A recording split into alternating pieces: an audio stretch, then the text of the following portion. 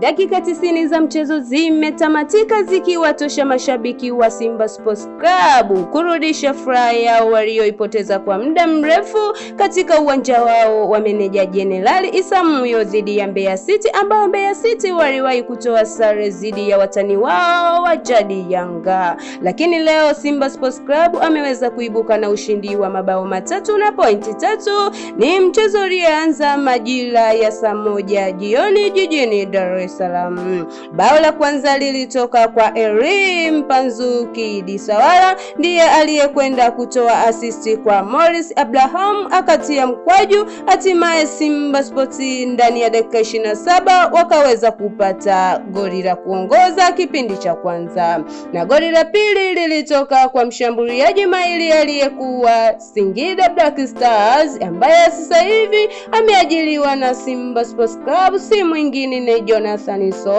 Soa akafunga bao la pili, na ndipo Simba wakaweza kwenda mapumziko wakiwa na mabao mawili ndani ya dakika 45 ya kipindi cha kwanza cha mchezo. Lakini waliporudi uwanjani, goli la tatu lilifungwa na Bajaber ambaye yeye alikuwa benchi. Ndani ya dakika 1 aliyoingia uwanjani akaweza kupokea assist kutoka kwa Mkwala ambaye ni mshambuliaji mahiri aliyemuona Bajaber akiwa katika nafasi nzuri. Hatimaye akapokea pasi kutoka kwa Mkwala, basi akaweza kuingiza mpira nyavuni. Hatimaye Simba wakaibuka na ushindi wa mabao matatu na pointi 3. Hapo ndipo ukaona furaha ya wana Simba ikarudi, huku wakimshangilia Bajaber akiwemo na goalkeeper wa Simba Sports Club ambaye ni goalkeeper namba 1 Pimpin Kamara alikuwa jukwani pia akimshangilia, huku na semaji la kafu pia lilikuwa likipiga